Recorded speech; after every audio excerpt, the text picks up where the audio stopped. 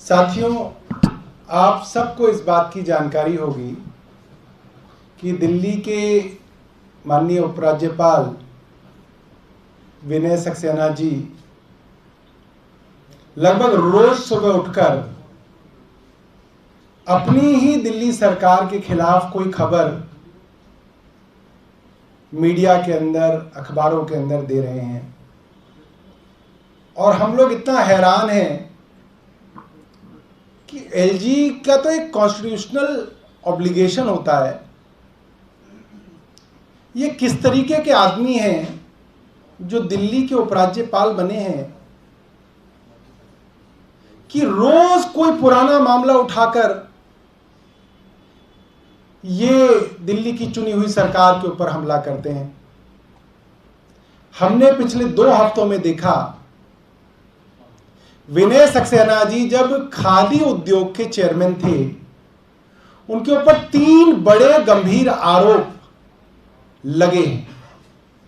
पहला, नोटबंदी के समय उन्होंने अपने पुराने नोटों को नए नोटों में बदलवाया और इसके बारे में और कहीं नहीं, उनके खादी ग्राम उद्योग के हेड कैशियर का लिखित बयान है कि विनय सक्सेना जी के दबाव में विनय सक्सेना के पुराने नोटों को बदला गया। हमने कहा आप जांच कराइए, वो जांच कराने के लिए बिल्कुल तैयार नहीं है।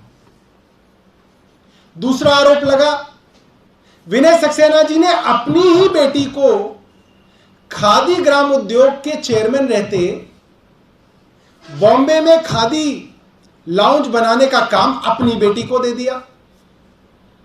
हमने कहा कोई प्रोसीजर तो फॉलो हुआ होगा भाई, एक सरकारी तंत्र है, उसका एक प्रोसीजर के बिना आप किसी को कोई काम नहीं दे सकते और अपनी बेटी को तो प्रोसीजर फॉलो करके भी नहीं दे सकते।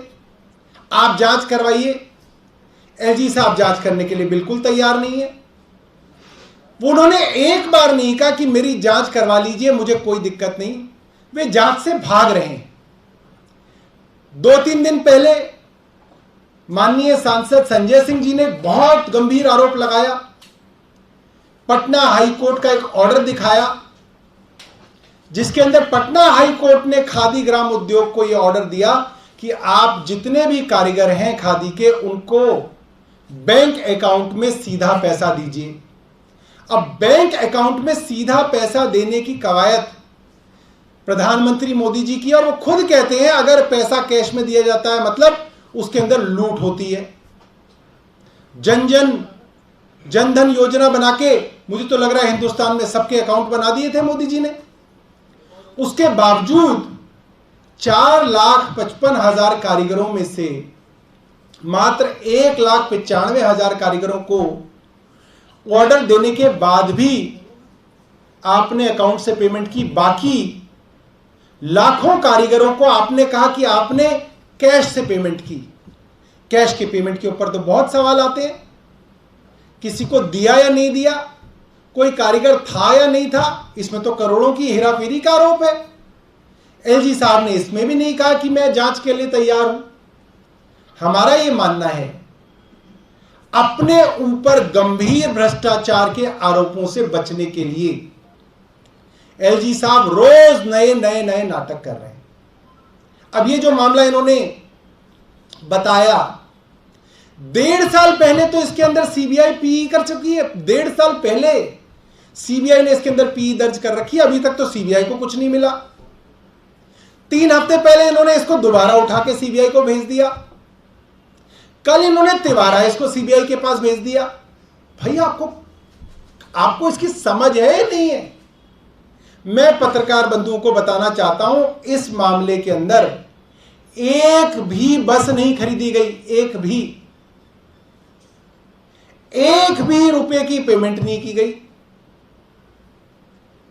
इसके अंदर टेंडर प्रक्रिया के अंदर कोई इंक्वायरी हुई और सरकार ने कहा जब तक इंक्वायरी होगी टेंडर प्रोसेस को रोक दिया जाएगा, हम एक बस नहीं खरीदेंगे। आप पूरी इंक्वायरी कर लो, मगर करके बता दो कि गड़बड़ी है या नहीं है। अगर गड़बड़ी नहीं है तो फिर बस खरीदनी जरूरी है।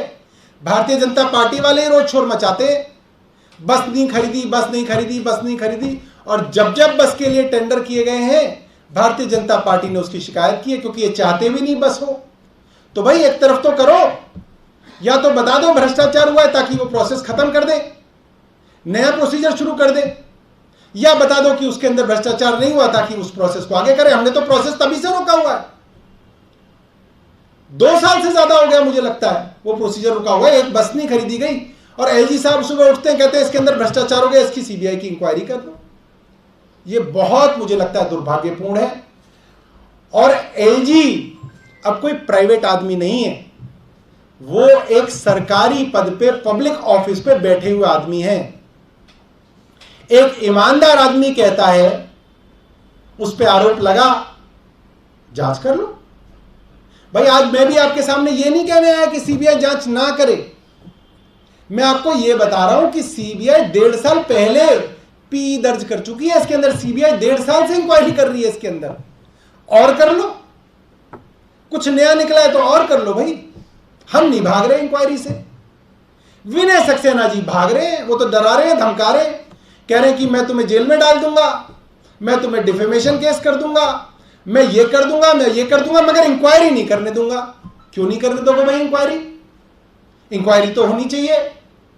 सबूतों के साथ एक सांसद ने आपके ऊपर आरोप लगाया है, सबूतों के साथ 5 विधायकों ने आपके ऊपर आरोप लगाया, और आपके ऊपर आरोप दिल्ली विधानसभा में लगाया गया है।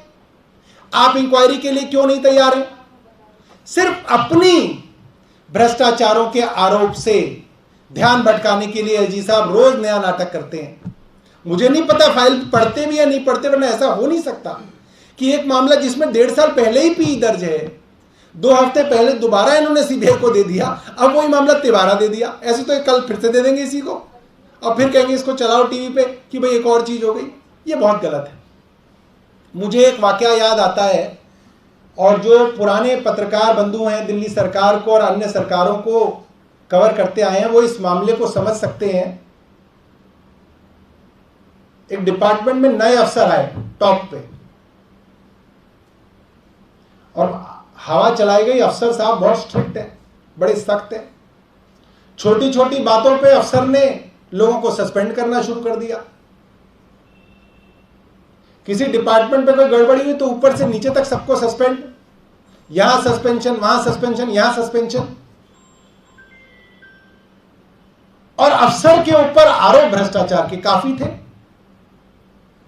तो नीचे वाले अफसर बड़े परेशान कि भाई ये बड़े बाबू जो आए हैं वो चाहते क्या है, यहां इसको सस्पेंड, वहां उसको सस्पेंड, हर एक के ऊपर दबाव, हर एक के ऊपर खौफ,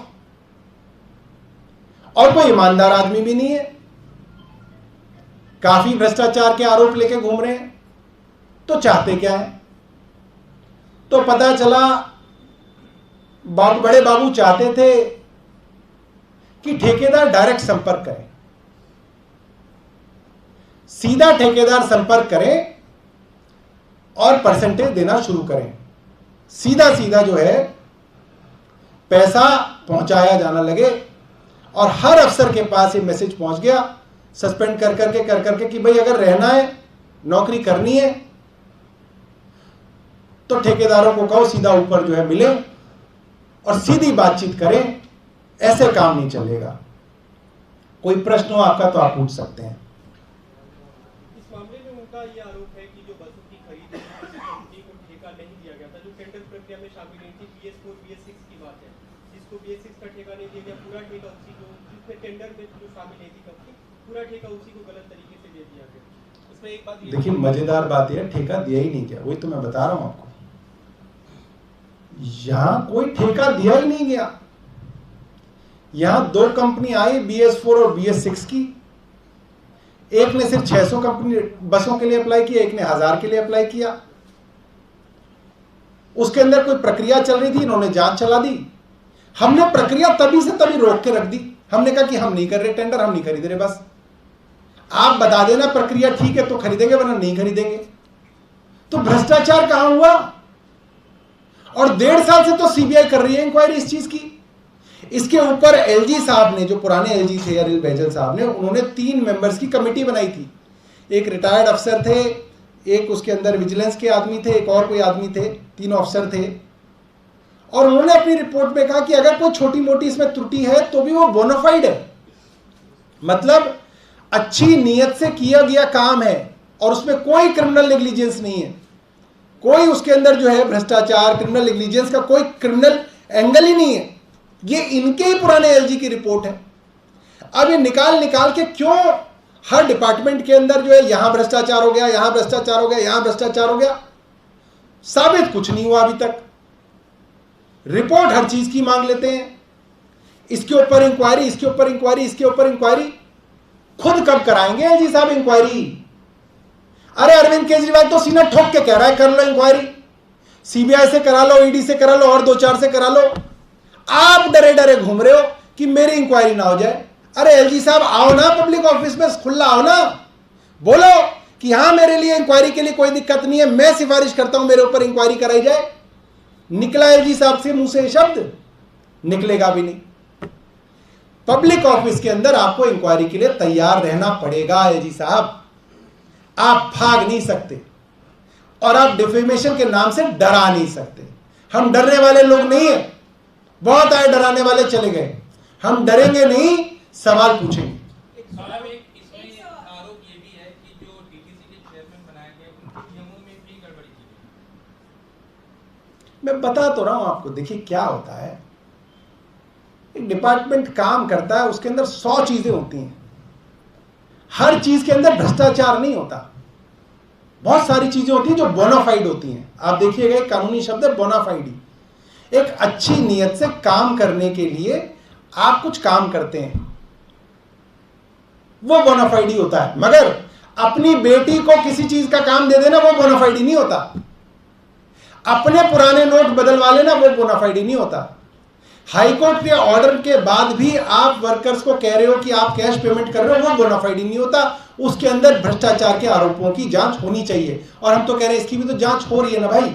इसमें कोई भी एलजी साहब का सवाल ऐसा नहीं है जो नया हो, ये 1.5 साल से ही चल रहा है पी, कुछ नहीं होना है इसके अंदर। ये सिर्फ जो है ये है कि अपने ऊपर आरोपों से जो है ध्यान भटकाना चाहते हैं। एक सवाल सर, थोड़ा अलग टॉपिक से। जी। एनसीडी के जो सीट्स कम हुई हैं, 270 हुई हैं, उस पर आपका क्या कहना है आपकी पार्टी का? मैडम ये तो मैं सोचता हूं कि इसके ऊपर तो एक रिसर्च होनी चाहिए। आप सोचिए, देश को और दिल्ली को मूर्ख बनाने की इससे बड़ी स्कीम क्या हो सकती है कि आपने दिल्ली में चुनाव इसलिए रोक रखे हैं कि 272 वार्ड कम करके आप 250 करोगे। अरे कोई पंडित ने बताया 250 होने चाहिए? आप सोचिए, मतलब आप इस पे विचार करिएगा कि 272 वार्ड को घटा के 250 करना है, इसलिए आपने चुनाव रोक रखे हैं। और ये पूरी बाबुओं की प्रक्रिया आप चला रहे हैं, लाखों करोड़ों रुपया इसके अंदर खर्च कर रहे हैं। करोड़ों रुपया भी तो खर्च हो रहा है इस प्रक्रिया में। क्यों हो रहा है? मतलब 272 वार्ड और 250 वार्ड में क्या फर्क हो जाएगा, और क्या गवर्नेंस में फर्क आ जाएगा? मुझे तो लग रहा है थोड़े गवर्नेंस में कमी आएगी, बेहतर तो नहीं होगा। आपने और उसको थोड़ा सा सेंट्रलाइज कर दिया, वो भी आपने कोई बहुत सेंट्रलाइज नहीं किया। पूरी प्रक्रिया आप ज्यादा कर रहे हैं क्योंकि आप चुनाव हार रहे थे। भारतीय जनता पार्टी चुनाव हार रही थी, इसलिए सोच रही है थोड़ा समय मिल जाए, शायद चुनावों के अंदर कोई इज्जत बच जाए, मगर इज्जत बचेगी नहीं। एक सवाल मेरा थोड़ा अलग है कि स्ट्रीट चिल्ड्रन योजना है जो दिल्ली सरकार लेकर के आई थी, उसका कई जगहों पर विरोध देखने को मिला है। शायद जानकारी का अभाव होगा लोगों में। लोग कह रहे हैं कि ज्यादातर जो स्ट्रीट चिल्ड्रन होते हैं वो रोहिंग्या होते हैं और इससे गाँव का माहौल खराब हो जाएगा। तो क्या कुछ कहना चाहिए, क्योंकि एक जानकारी का बहुत अभाव है। देखिए, रोहिंग्याओं को बसाने की एक स्कीम भारत सरकार लाई थी, जिसके बारे में भारत सरकार के केंद्रीय मंत्री हरदीप पुरी जी ने भारत सरकार और प्रधानमंत्री जी को मुबारकबाद दी थी कि वो उनको बसा रहे हैं कहीं पे फ्लैट्स में। जांच पे पता चला कि उनके द्वारा मुख्य सचिव को कहा गया कि चुपचाप इसको किया जाए और इन सब लोगों को उन फ्लैट्स के अंदर बसाया जाए। हमने इंक्वायरी की मांग भी की है। आप सोचिए कि इतनी बड़ा षड्यंत्र देश के अंदर हो रहा था, देश की राजधानी में हो रहा था। रोहिंग्याओं को बसाने के लिए केंद्र सरकार सीधा सीधा चीफ सेक्रेटरी को कह रही थी, और केंद्र सरकार इस पर जांच ही नहीं कराना चाहती। इससे स्पष्ट है दिल्ली के खिलाफ और देश के खिलाफ एक बड़ा षड्यंत्र भारत सरकार कर रही थी, और अब चोरी पकड़ी गई तो उसकी जांच भी नहीं कराना चाहती। हम चाहते हैं वो जांच कराई जाए, पता चले कि किसके कहने पे वो अफसर रोहिंग्याओं को दिल्ली के फ्लैटों में बसाने की योजना बना रहे थे, और उनके ऊपर सख्त कार्रवाई की जाए। उनके ऊपर देशद्रोह का मुकदमा चलाया जाए, उनके ऊपर सख्त से सख्त सजा दी जाए, मगर ये कार्रवाई होगी नहीं, ये इंक्वायरी होगी नहीं, क्योंकि केंद्र सरकार इसके पीछे था। एक सवाल मनोज तिवारी ने पत्र लिखा है एलजी को, जिसमें उन्होंने ये कहा है कि पिछली बार दिल्ली सरकार ने छठ पूजा पे रोक लगाई थी, जिससे 50 लाख पूर्वांचली जो है वो नहीं छठ मना पाए थे। इस बार भी दिल्ली सरकार ऐसा ही चाहती है, इसके लिए एलजी जो है वो यमुना की तटों को साफ कराएं ताकि लोग अपनी छठ पूजा अच्छे से करें। देखिए, मेरी कॉन्स्टिट्यूंसी का वाकया था कि भारतीय जनता पार्टी ने पूरी कोशिश की कि छठ घाट ना बने, और हमारी पार्टी के तमाम विधायक और सांसदों ने धरना देके वहां पे छठ पूजा कराई। इस बार भी हो सकता है मनोज तिवारी जी की पार्टी कई जगह छठ पूजा को रोकने की कोशिश करे, मगर हम हर कीमत पर छठ पूजा कराएंगे और भारतीय जनता पार्टी के किसी भी षड्यंत्र को पूरा नहीं होने देंगे। मैं चाहूंगा भारतीय जनता पार्टी के भी जितने भी पूर्वांचल मोर्चा के लोग हैं वे दिल्ली में ही छठ पूजा मनाएं।